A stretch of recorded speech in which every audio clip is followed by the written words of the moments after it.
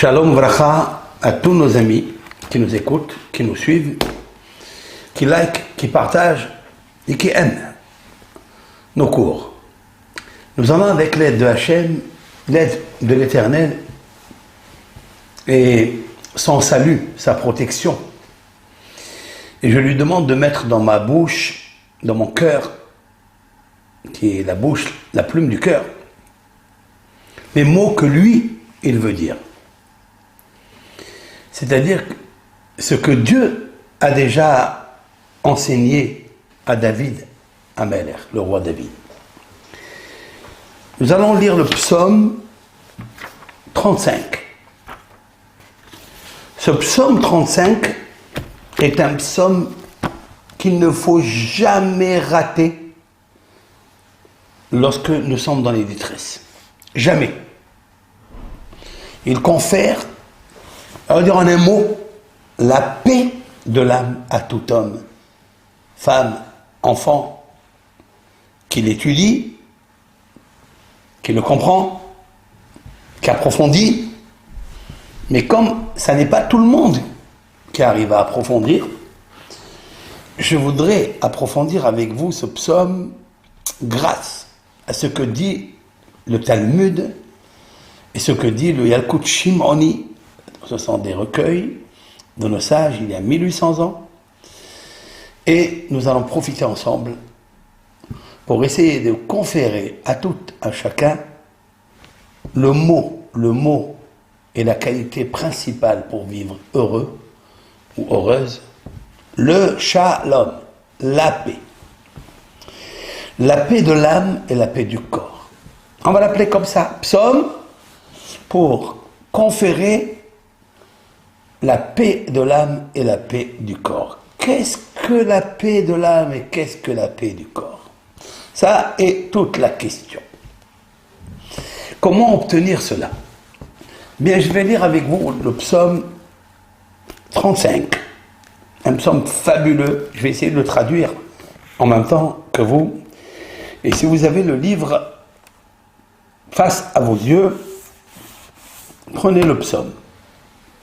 Alors là, il est marqué, juste en petit, ce sont des sages ultérieurs, c'est-à-dire les rabbins il y a 250, 300 ans, qui ont marqué que le psaume confère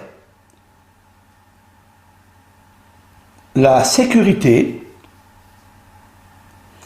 par l'Éternel pour toute personne qui se dispute avec lui.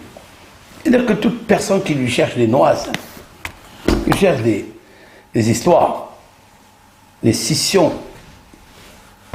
eh bien, il lit ce psaume et il est protégé. Voilà ce qui est marqué ici. Cependant, je vous conseille de lire ce psaume le lundi,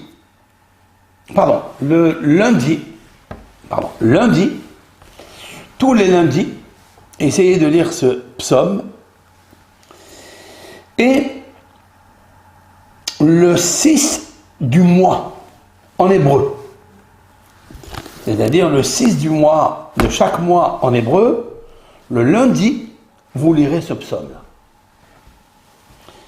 Alors, pourquoi le lundi et pourquoi le chiffre 6? Ça sera un autre cours. Je vais maintenant m'atteler à vous expliquer avec l'aide de Hachem, que vous compreniez quelles sont les lumières, conseils qui peuvent nous imprégner, nous imprimer, qui peuvent nous transformer grâce à ce psaume. Mais ça va demander beaucoup. Ça coûte très cher de le faire. Mais David Melech, qui est notre guide concernant l'étude des psaumes que vous étudiez avec nous, bien je voudrais avec l'aide de Hachem essayer de prendre le modèle de David pour expliquer les choses de la vie. Et quelle est en fait la volonté de Dieu. Parce que tout ce que nous faisons aujourd'hui, ça n'est pas sûr que Dieu adhère, accepte. Ça n'est pas encore que c'est la volonté de Dieu. Mais ce que dit David, c'est à 100% la volonté de Dieu. Et je vais vous dire pourquoi. L'homme cherche toujours à recevoir pour lui. Il n'aime pas qu'on l'intrigue, il n'aime pas qu'on le dérange. Il n'aime pas qu'on le pique, il n'aime pas qu'on lui vole, qu'on le spoile. Il n'aime pas qu'on le dégrade. Il n'aime pas qu'on l'humilie, qu'on l'offense, qu'on l'enfonce. C'est vrai. Mais je vais vous apporter ici un psaume qui dit tout à fait le contraire. Et quel est l'agissement, quelle est la réaction que tout le monde doit avoir face à ces comportements extérieurs qui viennent cogner, percuter ton honneur, ta tranquillité, ta paix. Alors moi, pour ma part, ce psaume-là attire et confère le shalom. Le shalom de l'âme, le shalom du corps. En quoi consiste le shalom de l'âme et le shalom du corps? Nous pouvons faire ce que nous allons faire. Nous allons engager des investissements dans tous les sens. On va diversifier nos stratagèmes, nos conseils, nos ségoulottes, notre étude dans tous les domaines. Mais on n'arrivera pas encore au shalom du corps et au shalom, la paix du corps et la paix de l'âme. C'est-à-dire le shalom entre elles, la biochimie du corps et de l'âme, ça veut dire que c'est Dieu qui le maintient. Car toute personne qui se dispute, toute personne qui réagit mal à ce que lui fait son entourage, alors surtout quand il est en rage devant, comment prendre du courage et avancer dans l'âge? Car il y a un adage qui dit qu'il faut toujours le mariage entre le shalom de l'âme et le shalom du corps. Et c'est ça que Dieu va nous apprendre aujourd'hui, la leçon du psaume 35. Alors, sans trop tarder, je vais lire ce psaume. Les David, donc, de David, Riva Hashem. Riva Hashem. Hashem, c'est éternel. C'est de miséricorde. Riva, cela veut dire dispute. Dispute ceux qui me font du mal, mes adversaires. C'est-à-dire, je demande à Dieu, par sa miséricorde, de rentrer en lutte contre mes adversaires. Je vais expliquer. Alors, ça commence mal. Est-ce que c'est le caractère du roi David, ça? A priori, il y a ici une faute. Il demande à Dieu de disputer et de lutter contre ses adversaires. Si déjà on parle d'adversaire, cela veut dire qu'on est une personne qui peut aussi se venger, qui peut aussi avoir ce qu'on appelle légitime défense. Mais le roi David n'est pas celui qu'on croit. Le roi David est celui qui croit, celui qui a la foi en Dieu. Donc ces paroles déjà, ça nous intrigue. Les David à David éternel entrent en lutte contre mes adversaires. Les ham et le hamai. C'est-à-dire ceux qui me font la guerre. Là déjà, ça correspond à quelque chose. Dispute, fait la guerre avec ceux qui se disputent avec moi, qui me font la guerre. Autrement dit que David Ameller ne cherche pas les gens pour aller leur faire la guerre, mais il demande à Dieu, même pas de prendre légitime défense lui, mais il demande à Dieu de rentrer en guerre pour lui. Donc là, il demande quelque chose de très particulier. Nous allons expliquer tout de suite. Et le roi David va dire à Dieu ce qu'il doit faire. Dans le verset 2. Ahazek magen vetsina vekuma be'ezrati. Arme-toi du bouclier et de l'écu. Lève-toi pour me secourir. Tiens, cela veut dire que David Ameller ne veut pas prendre le bouclier lui, son arme, sa flèche, sa lance, pour se lancer contre ses adversaires. Il demande à Hachem de le secourir et de faire tout le travail pour lui. C'est oser devant le Créateur du monde. Et cela veut dire quoi? Il dit après, Harek Hanit, Usgor Likrat Rodfai, et mort le nafshi Yeshuater Ani. Je traduis. Il dit, brandis la lance et ferme tout accès à mes persécuteurs. Ça veut dire le vrai bouclier, quoi. Aucun adversaire, aucun persécuteur ne peut rentrer et avoir accès contre David. Et il demande à Dieu, l'Éternel miséricorde, de le faire. Dis à mon âme, et là, est mort les nafshi, dis à mon âme, là déjà, David Amelech va éclaircir, quand il dit le mot David, quand il dit les adversaires, et quand il dit les persécuteurs, il ne parle plus du corps. Car pour le corps, il peut aussi se battre corps à corps. Mais la peur, l'effroi de David, ça n'est pas le corps. Ça n'est pas ce monde passager. Il demande à Dieu de prendre son arc, de prendre son bouclier. Qu'est-ce que le bouclier et l'arc de Dieu? Qu'est-ce que la lance de Dieu? Qu'est-ce que c'est fermer l'accès aux persécuteurs de l'âme? Et il dit d'ailleurs, et mort le nafshi, dis à mon âme, Yeshuater Ani, je suis ton sauveur. Waouh! Là, déjà, le roi David va éclairer le sujet, va éclairer la requête. Je m'arrête là, juste ici, pour communiquer avec vous et vous dire ce que je pense. Lorsqu'on lit ces 4 psaumes, plutôt 3 psaumes, 3 versets dans le psaume 135, il nous faut savoir qu'on parle ici de l'âme, le sauvetage, le secours, le salut. Et la requête de David, c'est avoir la paix de l'âme. Sauve mon âme. Et ça, c'est bien fait, c'est bien dit. Parce qu'une prière de secours devant Dieu, devant tous les anges, pour sauver mon corps, le corps n'est que passager. Le corps a une limite. Le corps va traverser ici un monde, il va traverser un vestibule, un couloir, et puis après, il disparaît.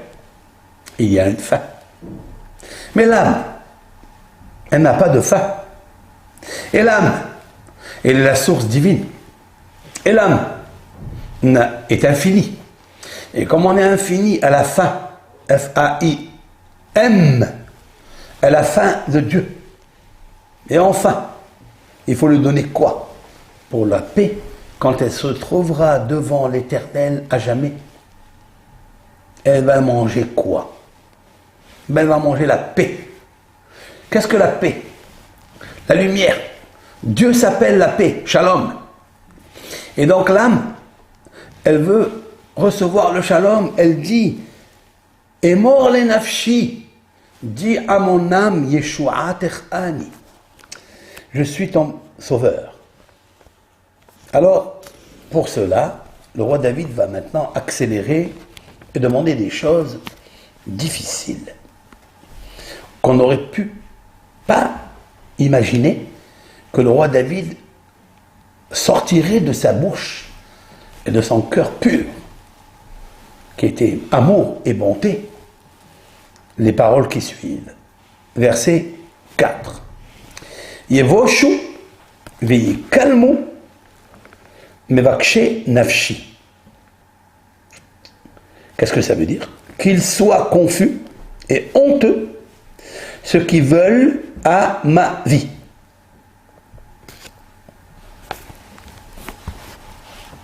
Isogu ahor, je vais traduire après, qu'il recule en arrière,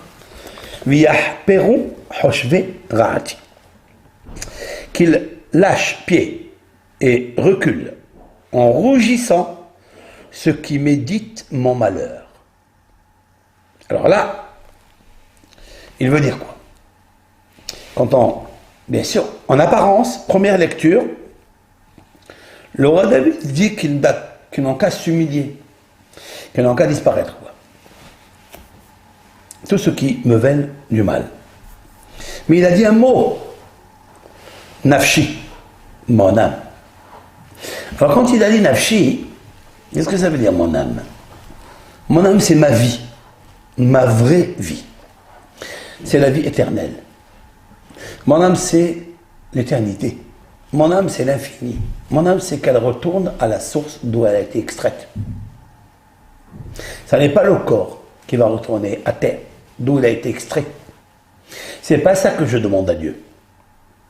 Je demande à Dieu de m'aider contre ces adversaires qui sont impitoyables. Ce sont les adversaires spirituels. Ce sont les mauvaises pensées. Ce sont les démons qui s'agitent en moi pour me briser, pour me casser, pour ne pas que je puisse réfléchir à combler mon but pour l'éternité de ma vie, mon âme, qui ne s'arrêtera jamais de jouir à proximité de Hachem, de son Créateur. C'est la raison pour laquelle David Amelech, il dit qu'il rougisse avant que moi, je rougisse devant l'Éternel, dans le ciel, dans le paradis des âmes. Verset 5. Yukemotz lifne ruah, qu'il soit comme le chaume emporté par le vent.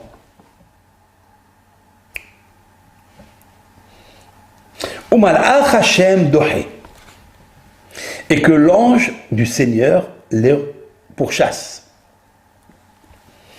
Le mot Kemotz, qui veut dire chaume, est intervenu dans le premier psaume du roi David. C'est pourquoi je voudrais faire la relation entre le psaume 35 et le psaume 1. Lorsque David dit que les Réchaïm, que les méchants, sont comme Kemotz livrerouah, comme le chaume face au vent, qui les envole et les fait disparaître. Cela veut dire quoi? Ça veut dire que Dieu, l'Éternel, tu es tellement fort, tellement puissant, tellement sauveur, tellement sécurisant, que je te demande que ces ennemis-là ne soient pas têtus devant toi. Ça veut dire qu'ils lâchent prise. Voilà. Et qu'ils soient comme le son, comme le chaume qui est sur le fruit, il n'est pas tellement accroché. Que leur adversité, que leur persécution à l'égard de mon âme ne soit pas comme quelque chose qui est ténacité, quelque chose qui est difficile à arracher. Non, qu'il soit comme le chaume d'un fruit, d'un légume et autres. Voilà ce que je demande. Pourquoi? Parce que le roi David a peur. Il a l'effroi que son âme s'impurifie. Et c'est pourquoi il faut qu'il soit sauvé immédiatement par le bouclier de Dieu, par la lance de Dieu. Nous allons voir qu'est-ce que la lance de Dieu, qu'est-ce que le bouclier de Dieu. On demande à Dieu beaucoup de prendre son bouclier. Est-ce que Dieu, il a un bouclier? Est-ce que Dieu, il a une forteresse? Dieu, c'est la forteresse. Maintenant, le roi David dit dans le verset 6, nous n'allons pas à pas terminer ce psaume parce qu'il est tellement fabuleux.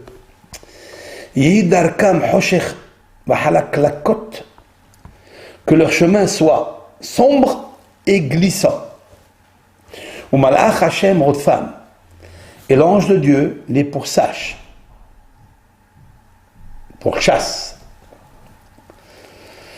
Qu'il les poursuive. Pourquoi il dit une chose pareille? savez très bien ce que disent les commentateurs sages, que toute personne qui est fugitif, qui est poursuivi, qui est persécuté, ça ne vient pas gratuitement. C'est qu'il a fait une faute, il a fait un geste, il a fait un acte qui a provoqué que la justice céleste le corrige. Donc, pourquoi ça ne serait pas pour David? Laisse Dieu faire. C'est pour te faire pardonner tes fautes, non? Le roi David va dire dans le verset 7, il dit quelque chose d'extraordinaire. Ki hinam tamlu li shahat rishtam. Car gratuitement, ils m'ont dressé leur filet meurtrier.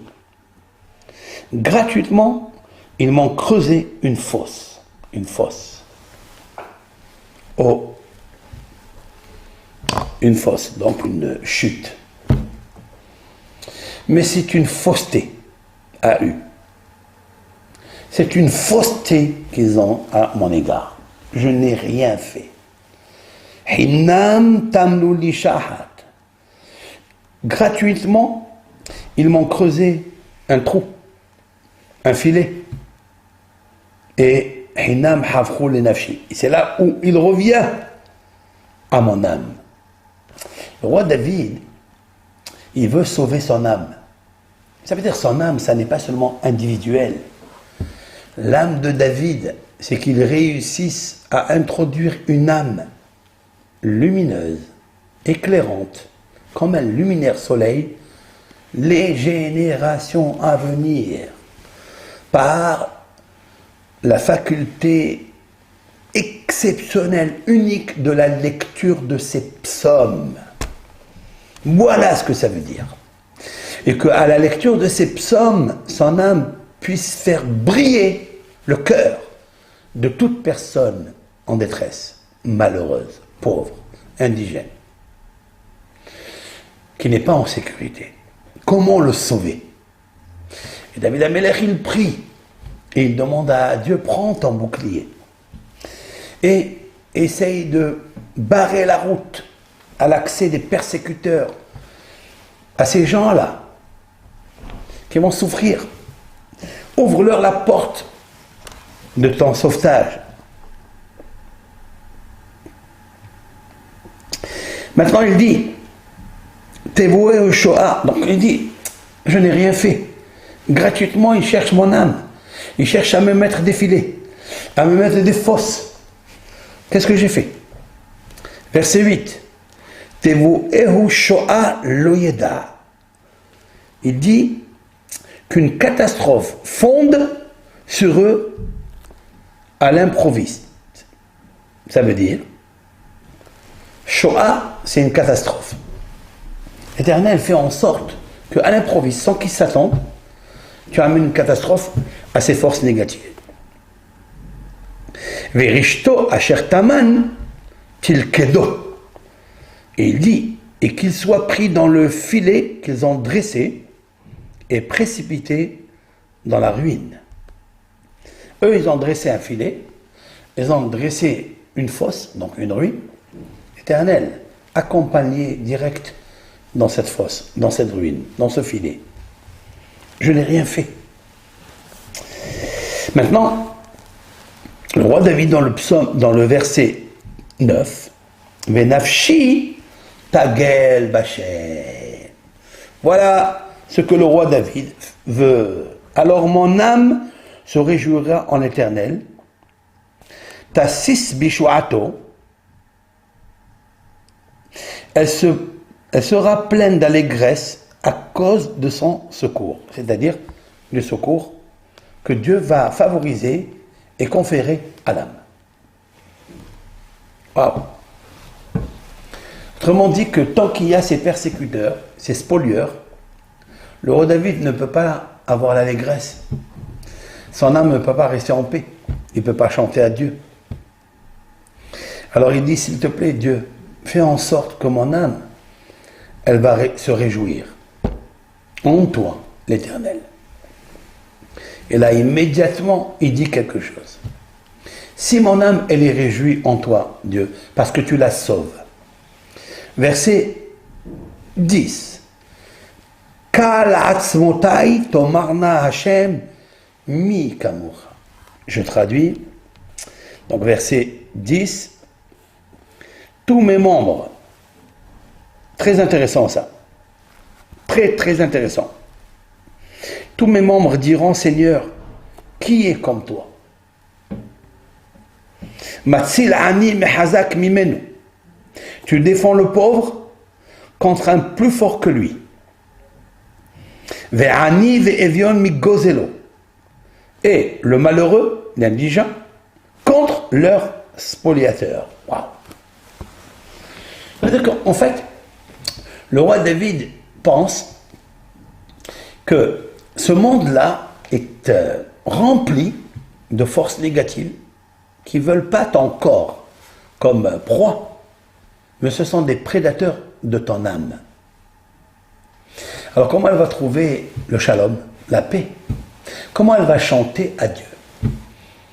Eh bien, je te demande à Dieu, moi, David, par mon corps, par la force que tu m'as donnée, je peux faire des agissements, je peux me sauvegarder de certaines choses à la limite. Mais quand c'est spoliateur, quand c'est adversaires rudes, je n'ai pas le bouclier, je n'ai pas la lance, je n'ai pas la force de le faire. Fais-le, toi, qui connais mon âme.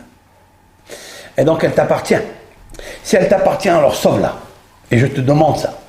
Un homme, tout homme, peut corriger toute sa vie grâce à cette force du roi David.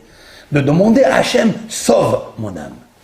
Et qu'elle soit joyeuse, dans l'allégresse pour te prier. Et qu'est-ce qu'elle doit dire? Kal asmotai tomarna Hachem ikamocha. Tous mes membres te diront à Hachem, qui est comme toi? Sauve le pauvre des spoliateurs. Yud Aleph, 11. Yekumun ade Hamas. Et là, le roi David, une fois qu'il a chanté à Dieu, que tous ses membres chantent à Dieu, il revient à quelque chose qui est incompréhensible. Verset 11. Yekumun ade Hamas, des témoins pervers se lèvent. Asher lo yadati, que je ne connais pas, je m'interroge et je ignore. Je les ignore. Qui sont ceux-là? Qu'est-ce qu'ils veulent de moi? J'aurais au moins demandé, vous voulez quoi en fait?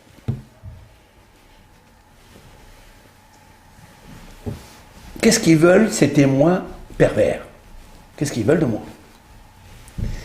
Yeshalemuni ra'ata hatova. Et là, il dit des choses. Il ne parle pas seulement des adversaires méchants, jaloux. Il parle ici des adversaires camarades,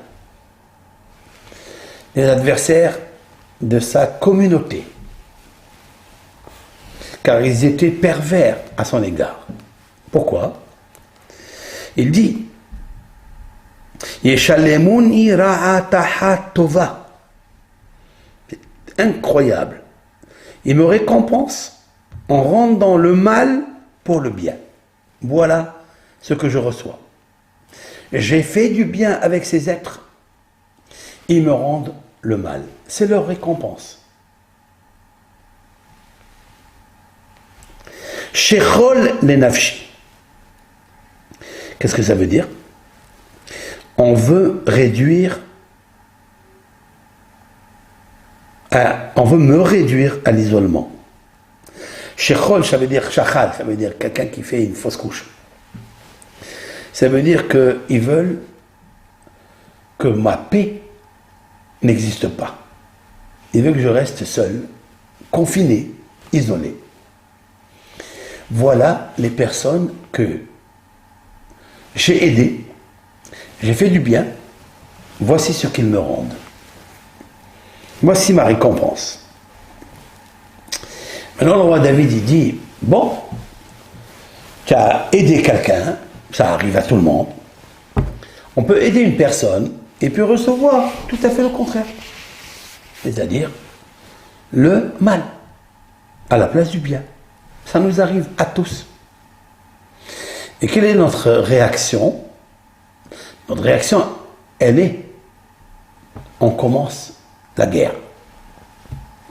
On commence la dispute. On commence l'éloignement. On commence le silence. On les ignore totalement. C'est bon ou c'est pas bon? Si un jour on écoute qu'ils sont malades, si un jour on écoute que ces personnes-là ont fait du mal, alors que je t'ai rendu du bien, on écoute qu'ils sont malades ou qu'ils ont perdu, ou qu'ils ont eu des problèmes, comment notre cœur ressent? Eh bien, il ressent que à l'intérieur de nous-mêmes, si on ne le dit pas, des fois on est capable même de le dire, eh bien, tant mieux pour eux. Ça, c'est le ciel qui les a punis. Tant mieux pour eux. C'est des fois on ne le dit pas, mais on le pense. Le roi David, il va nous apprendre ici comment gagner la paix. Parce qu'à partir de ce moment-là, où ton émotion grandit et elle amène à un résultat de satisfaction pour cause de la chute, entre guillemets, de celui qui t'a fait du bien alors qu'il a reçu du mal, alors qu'il a reçu du bien de toi, à la limite, là où commence la fuite du shalom. Le shalom, il commence à partir de toi. Ça veut dire qu'il n'est plus comme Dieu. Tu ne ressens plus à Dieu. J'allais dire, tu ne ressens plus à ton âme. Parce que ton âme que tu veux sauver, il faut qu'elle soit comme Dieu. De la même façon que Dieu, il regarde et on ne le voit pas, ton âme, elle regarde dans ton corps et tu ne la vois pas. De la même façon que Dieu remplit son monde, ton âme remplit ton corps de la vie, etc.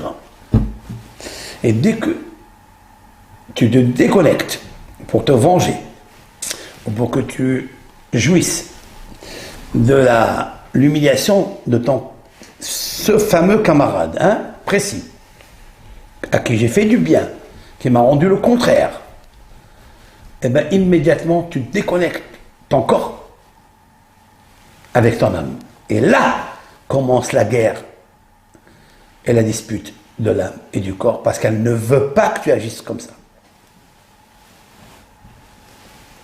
L'âme ne s'inquiète jamais de ce que te fait ton entourage. Juste, elle a une mauvaise réaction de ton agissement. Parce qu'elle veut être comme le Créateur qui l'a posé en toi. Donc, il faut lui donner la paix. Comment lui donner la paix? Comment avoir l'âme paix et l'âme corps? Réponse. Le roi David dans le verset 13. Et c'est significatif ce que je vais vous dire. C'est profond et vrai. Verset 13. Verset amour. 13, valeur numérique Ahava.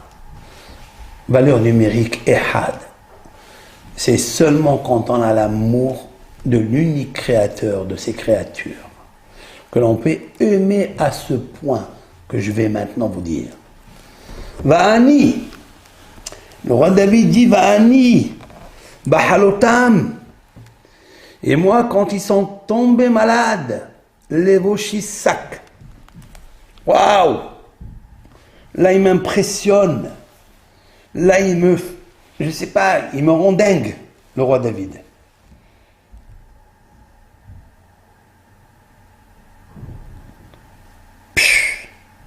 Tandis que moi, quand ils étaient malades, je portais un hélice, c'est-à-dire un sac de jute, comme vêtement. Et netibatsom nafshi. Je mortifiais mon âme par le jeûne.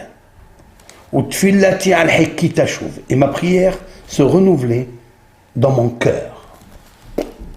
Waouh, waouh, waouh, waouh.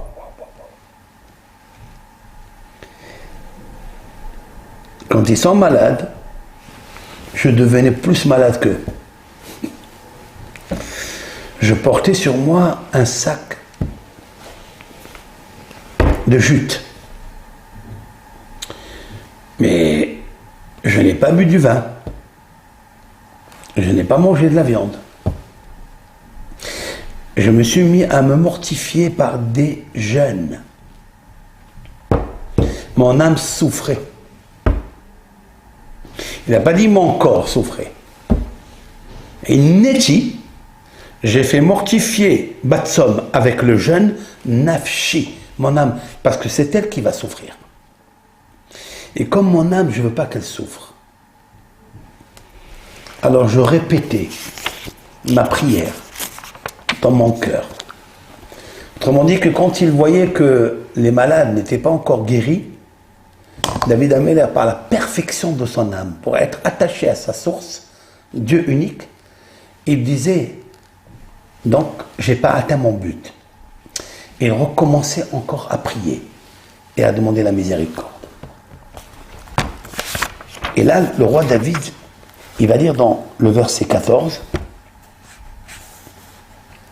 14, il dit, comme si je fusse en deuil d'une mère, j'étais tristement courbé vers le sol. Waouh! C'est incroyable. Kerea ke ahli. Kerea, ça veut dire comme un ami, comme un frère. Il était pour moi.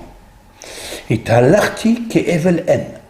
Je marchais comme une personne qui est en deuil de sa mère.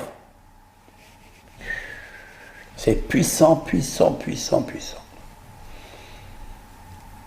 Être en deuil pour l'autre, un ennemi, un homme qui t'a fait du mal alors que tu lui as fait du bien. Non seulement que je ne veux pas son mal, non seulement que je ne me réjouis pas de sa chute, de sa maladie, mais je fais plus. Je rentre en deuil. Et pour qui?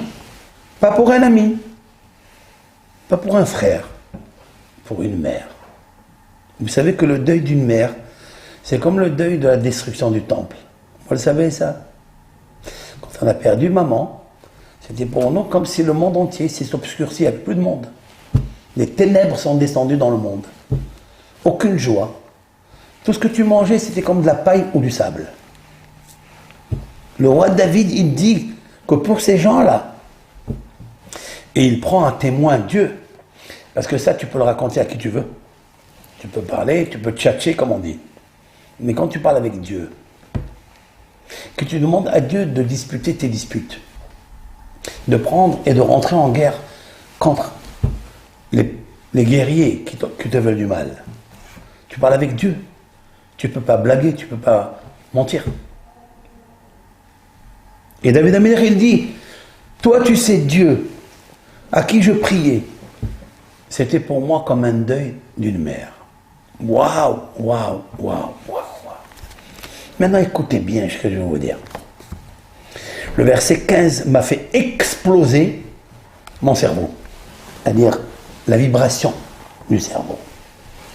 Et mon cœur s'est mis à trembler quand j'étudiais le sens profond de ce psaume. Je vais vous lire d'abord en français, d'abord apparent, une lecture simple, mais je vais vous dire sur ça ce que dit le Talmud. Ça m'intéresse. Et ça va vous aider énormément. Maintenant, il dit David Améler, dans le psaume, dans le verset 15, Ufsal'i ou Besal'i, Samehu vene esafu. Je vais traduire. Et eux, ils se réjouissent en bande de ma chute. Voilà ce qu'il explique. Après, Ne'esfu alay nechin, velo yadati, kar'u velo damu. J'explique. Les misérables s'attroupent contre moi à l'improviste. Ils me déchirent sans relâche. De quoi il parle ici? Il me déchire sans relâche. Et ils se réjouissent en bande de ma chute. Bon, il l'a dit, a priori, c'est une répétition. C'est ça qui est extraordinaire. Nos sages, quand ils sont arrivés à ce verset 15, ils ont dit waouh, il faut dire quelque chose ici. Ouve Tzalaï. C'est quoi le mot Tzalaï? Tzalaï, en fait, à quel moment est écrit ce verset Tzalaï? Hein? À quel moment? Où est écrit le mot Tzalaï? C'est là. C'est quoi Tzalaï? C'est là. Vaïven et Tatsela.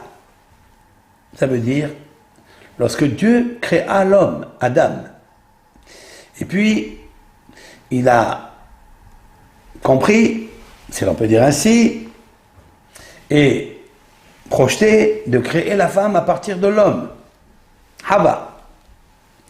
Il est marqué Vaïven et Tatsela. Et il a construit, pas fait, pas formé, pas créé. Il a construit avec intelligence la femme. C'est pourquoi la femme, elle construit avec intelligence. Maintenant, il est marqué Tsela. Et nos sages, de faire une analogie des termes dans le psaume 35, verset 15, avec le mot Tsela qui veut dire la femme. Et de quoi il s'agit ici? Nos sages, dans le Talmud, disent comme ça. Amar Rava bar Hinana Sava Misheme de Rav. Il y a un maître qui a dit Kol she'efshar lo levakesh rahamim al havero ve'eno mevakesh. Toute personne qui a la possibilité de demander miséricorde, pitié à Dieu dans ses prières, en allumant une bougie pour que son camarade ait le bien-être, qu'il guérisse, qu'il s'enrichisse. Ve'eno mevakesh, et il ne le fait pas, nikra hoté. Il s'appelle fauteur. Le Talmud a dit des preuves. Amar Rava, deuxième rabbin.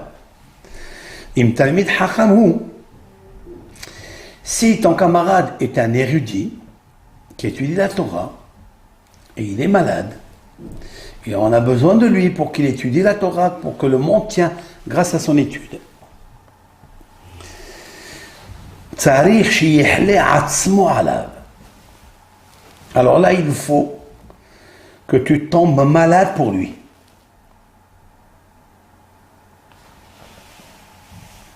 Pourquoi? Parce qu'il est marqué que le roi David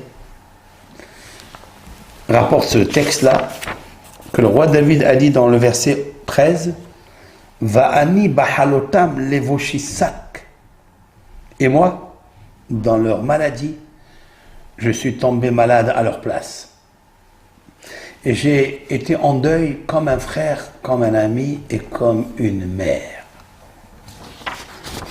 Et alors là, je me suis rappelé que si le Talmud nous dit que si c'est un Talmid Chacham, c'est-à-dire un érudit, il faut tomber malade pour lui, et on a même la preuve du roi David, dans ce verset que précité, c'est qu'on parle ici des maîtres de David.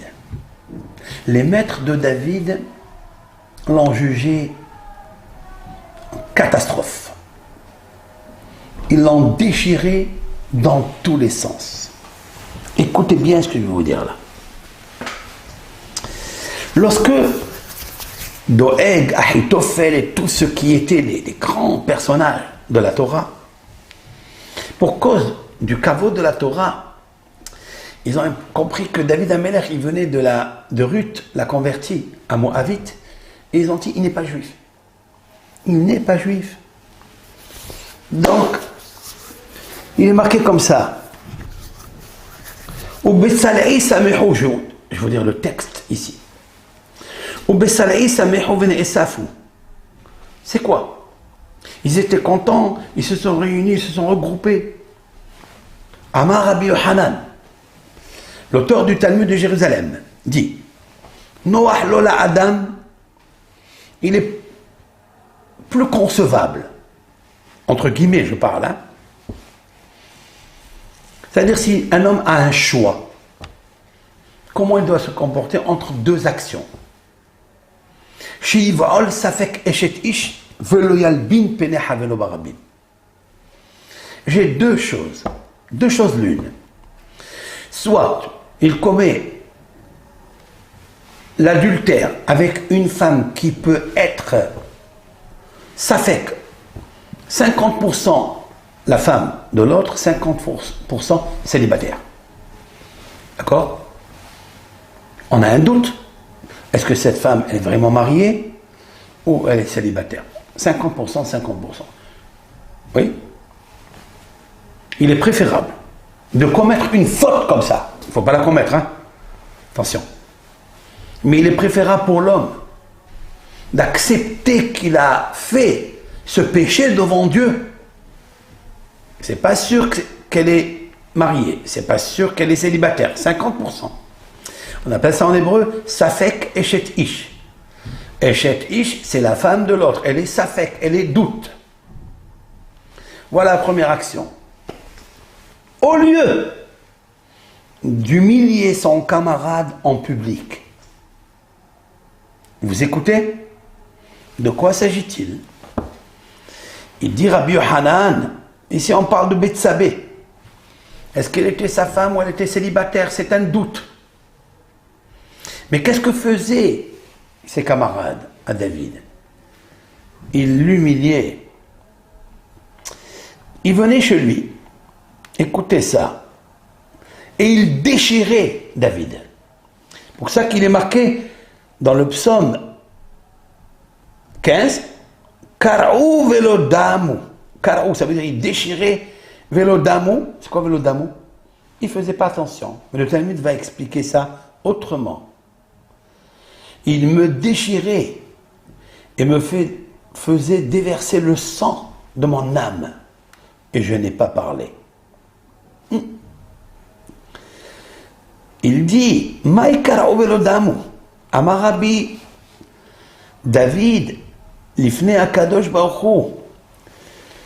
Ce maître, Rabbi Yohanan dit, David a dit devant Dieu, Ribono shel olam, maître du monde.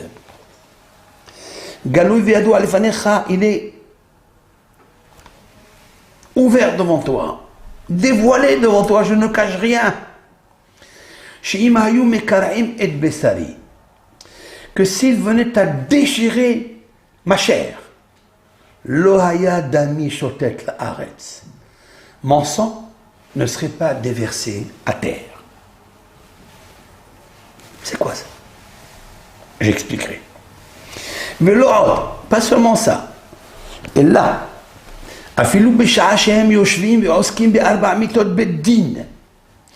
lorsque ce tribunal, ses camarades qui étaient ses maîtres, qui était un tribunal de savants en Torah, lorsqu'ils pratiquaient les 4 peines de mort, ils discutaient sur cela. Omrimli, ils me questionnaient. David, réponds à la question qu'on va te poser. Laquelle, mes chers maîtres?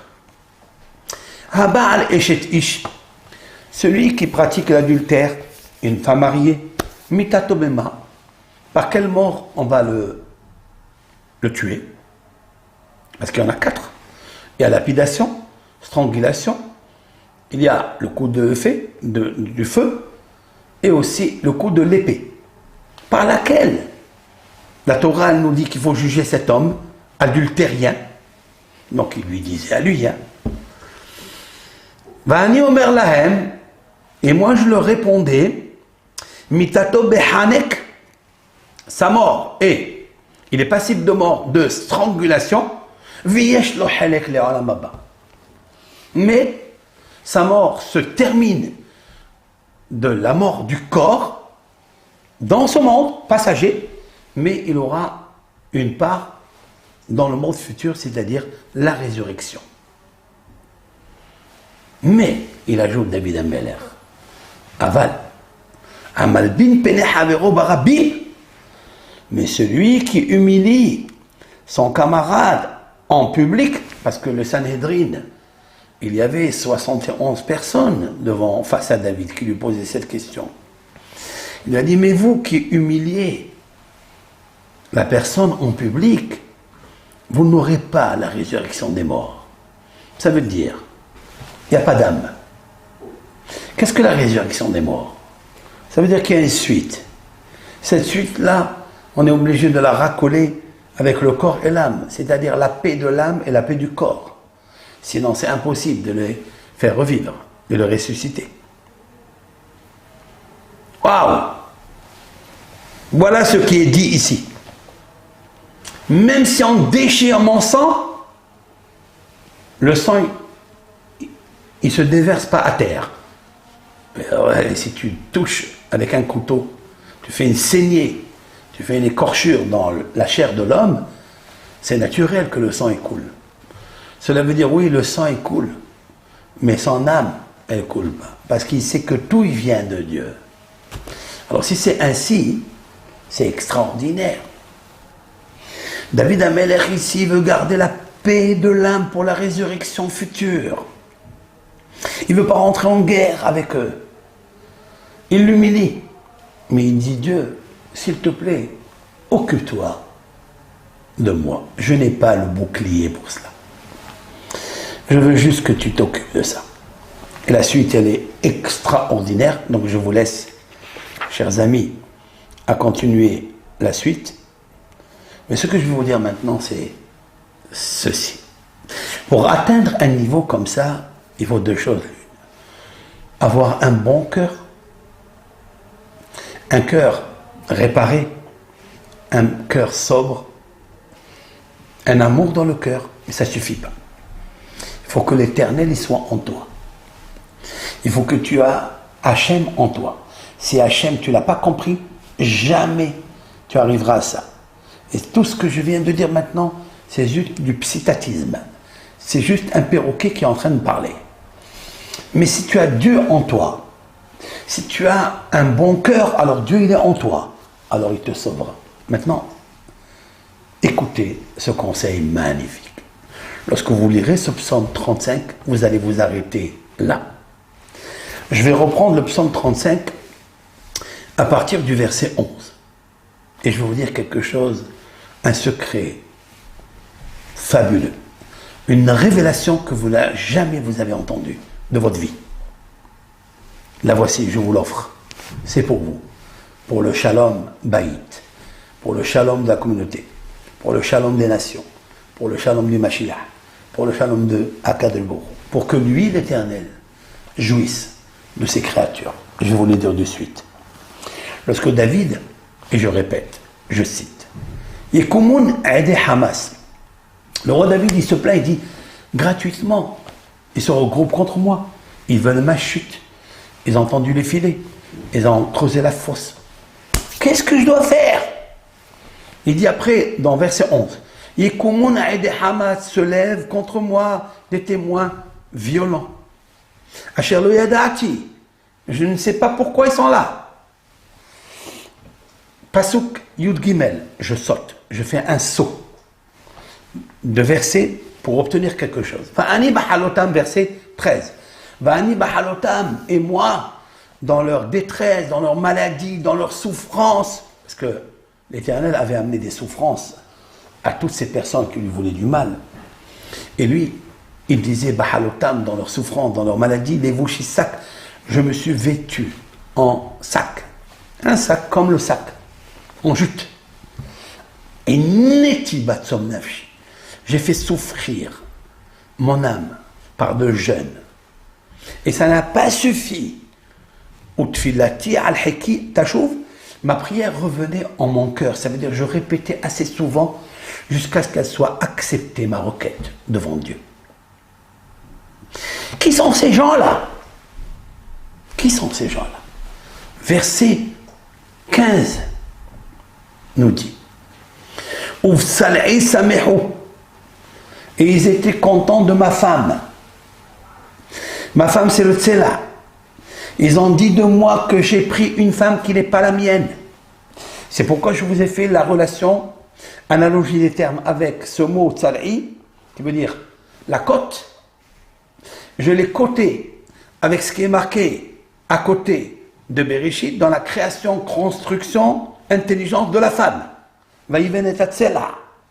Et donc je fais une connexion, David Amelach, il leur dit, de quoi vous me parlez? Vous parlez de ma femme? Quoi, c'est quoi? C'est pas sûr que c'est ma femme? Est-ce qu'elle est peut-être mariée avec Uriah Hitti, son premier mari? Ou elle est célibataire, que je peux la prendre parce qu'elle est mon âme sœur? Il y a un safek. Vous êtes content de m'humilier comme ça. Et vous me dites que j'ai la peine de mort de Hanek, strangulation. C'est-à-dire vous êtes en train de stranguler la paix de l'âme et la paix du corps.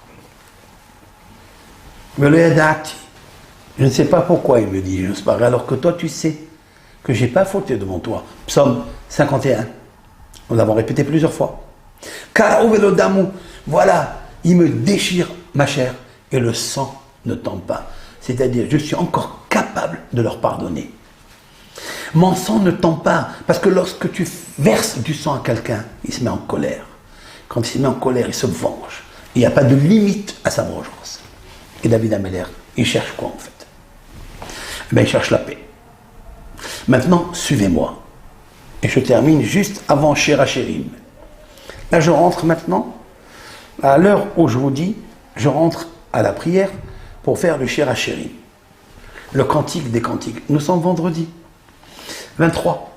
Je rentre pour faire le cantique des cantiques, l'amour des amours, entre Knesset Israël et Akadosh Baruch, la Shekhinah et Dieu, le Shalom. Shirachirim, ma chère Lishlomo, le Shalom.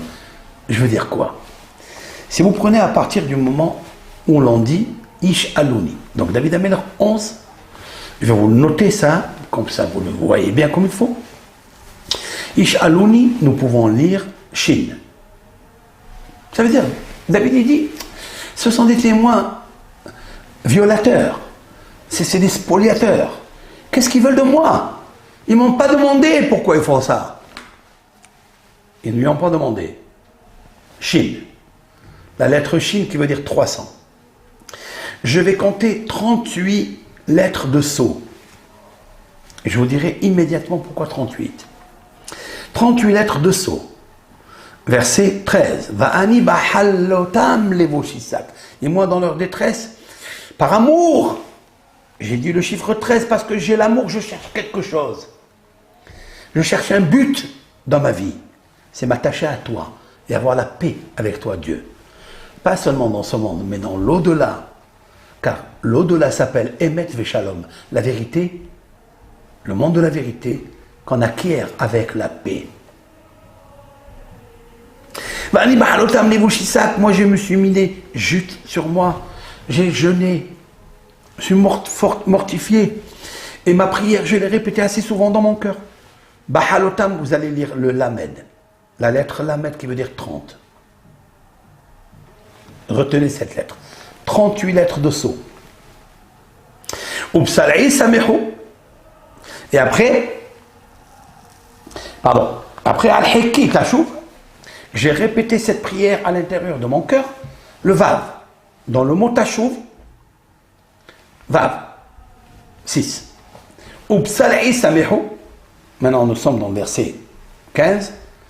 Samehu, ça veut dire, ils étaient joyeux de dire que ma femme Bethsabée n'était pas ma femme. Et quand même, j'ai prié pour obtenir quoi? Le même de Samehu, même 40. Qu'est-ce que j'ai obtenu avec des sceaux de 38? Et pourquoi 38? J'ai obtenu le Shin, 300. Le Lamed, 30. Le Vav, 6. Le même, 40. Shin, Lamed, Vav, même Shalom. Le Shalom. Et pourquoi 38? Pas 50 et pas 100. Réponse. 38, c'est la valeur numérique dont je vous ai parlé tout à l'heure. Libo, son cœur. Travailler, modifier, faire vibrer à l'unisson son cœur. Son cœur, le travailler, le modifier, il faut qu'il ait ce cœur, la paix. Pour obtenir ce cœur sobre, comme celui du roi David, il faut que Dieu soit avec toi. Plus encore, il faut que Dieu soit en toi. C'est pourquoi le chiffre 38 veut dire libo, son cœur, à toi. Chacun son cœur. Chacun doit travailler son cœur. L'amour de son cœur. Il faut qu'il y ait Hachem Bi. Hachem, c'est Yud Kevavke 26. Bi à l'intérieur de moi. Bi, c'est 12. Hachem 26. 26 et 12, 38. Un cœur que Hachem, il est à l'intérieur de moi. Et c'est ça qui nous obtient, qui nous confère. Special Shalom, la paix. Puisse Hachem Ibrach nous donner la force de bien prier ce psaume. Comme j'ai dit, tous les lundis, et surtout, j'ai dit tous les lundis du mois, et surtout le 6 du mois en hébreu. En hébreu, chaque 6 du mois, lisez ce psaume et renforcez-vous, car il vous aidera beaucoup à obtenir l'amour. L'amour, même quand tu la donnes et on ne te la redonne pas, on ne te la rembourse pas. Pas seulement qu'on ne te la rembourse pas, mais on te rembourse le mal. Pas seulement qu'il ne faut pas prier pour qu'il leur arrive du malheur, mais prier l'amour pour qu'il leur arrive que du bonheur. Pour qu'ils guérissent, qu'ils s'enrichissent et qu'ils aient tout ce qu'ils veulent. Et c'est ça, David Améler, le roi David. Ça n'est pas pour rien que quand je lis ce psaume, il me fait tellement du bien, parce que je m'accroche à David. Parce que je sais que son cœur, il est bon, il est extraordinaire. Oui, oui. David Ben Ishaï. Oui, les qualités du Mashiach, c'est ça les qualités. Aucun au monde n'aura cette qualité jusqu'à ce que vienne le Mashiach. Car quand il aura cette qualité, les peuples, les nations, les idolâtres viendraient lécher les sabots et la terre et la poussière qu'il a écrasée. Là où il a marché, ils diront, nous voulons manger ce sable. Nous voulons embrasser tes pieds. Ça n'est pas encore venu, chers amis. Ça viendra à la rédemption finale que nous attendons tous pour le bien-être et la paix du monde. Toda, Rabba, Koltov. Likez, diffusez ce cours. Je pense qu'il va nous faire du bien. Bracha ve'atzlacha.